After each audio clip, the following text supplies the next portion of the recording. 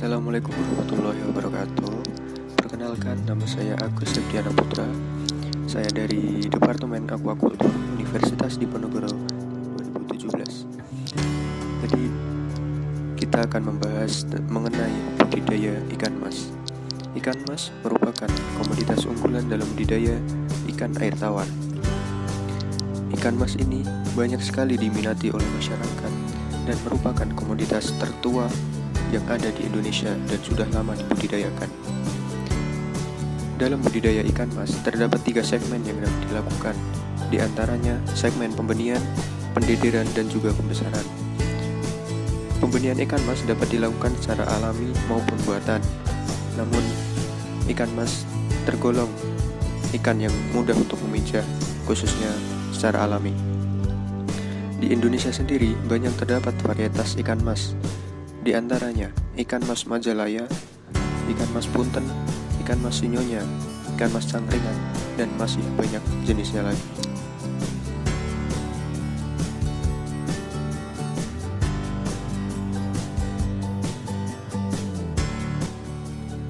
Ciri-ciri morfologi ikan mas yaitu bentuk tubuh kompres, yaitu panjang dan pipih, kemudian memiliki mulut dengan tipe terminal, sisik berbentuk sikloid, serta warna tubuhnya berwarna keemasan, namun banyak juga yang berwarna gelap dan juga kehijauan atau kebiruan.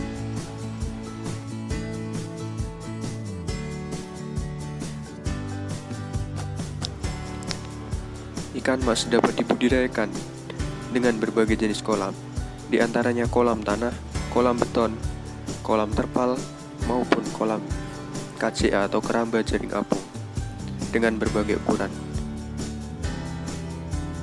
Sistem budidaya yang dapat digunakan dalam budidaya ikan mas biasanya berupa sistem semi-intensif, berupa kolam air deras, kolam air tenang, maupun dengan sistem resirkulasi.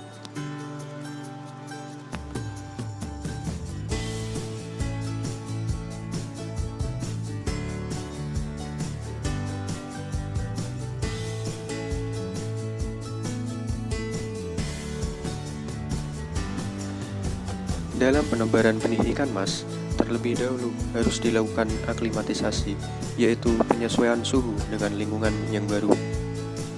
Aklimatisasi ini penting untuk dilakukan agar mencegah ikan dari stres dan juga kematian. Aklimatisasi dapat dilakukan selama kurang lebih 5-10 menit dengan cara meletakkan dan membuka kantong plastik di atas permukaan kolam yang akan ditebar hingga air masuk ke dalam plastik dan ikan akan keluar dengan sendirinya. Proses penebaran ikan mas dapat dilakukan pada sore hari, karena pada waktu tersebut suhu dan juga terik matahari tidak terlalu tinggi. Untuk padat tebar ikan mas menurut Standar Nasional Indonesia atau SNI yaitu 100 ekor per meter persegi.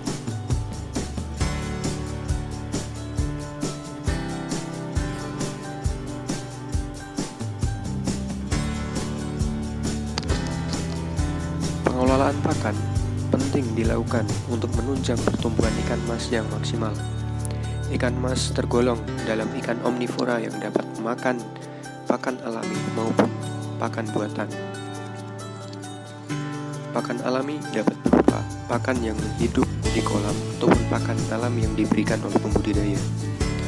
Pakan buatan yang diberikan untuk ikan mas stadia larva sampai benih adalah berupa pakan berbentuk tepung dan juga pelet dengan kandungan protein 30-40%. Kemudian pakan untuk pembesaran dapat berupa pelet dengan kandungan protein 30-35%.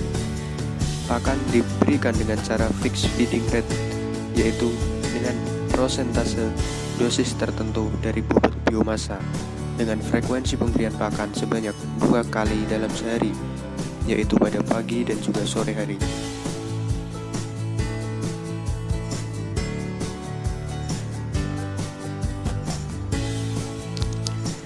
Pengelolaan kualitas air dapat dilakukan dengan cara monitoring dan juga pengecekan secara rutin kualitas air kolam. Ikan mas dapat berkembang dengan baik pada lingkungan dengan parameter kualitas air meliputi pH 6,5 sampai 8,4, oksigen terlarut lebih dari 5 mg per liter, suhu air 28 sampai 32 derajat Celcius. Pengelolaan air kolam juga dilakukan dengan cara pergantian air secara berkala dengan sebanyak 50-75% dari volume air.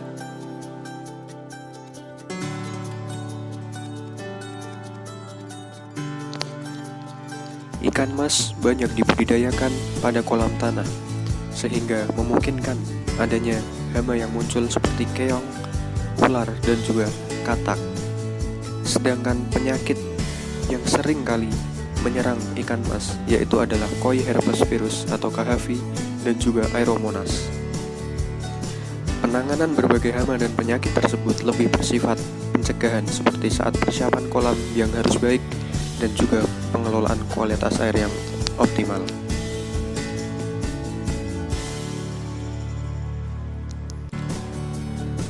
Pertumbuhan ikan mas dapat dipengaruhi oleh berbagai faktor, di antaranya adalah pengelolaan pakan yang diberikan dan juga kualitas lingkungan media budidaya. Dalam mengamati pertumbuhan ikan mas dapat dilakukan dengan sampling secara rutin, seminggu sekali ataupun sebulan sekali untuk mengetahui pertumbuhan ikan mas.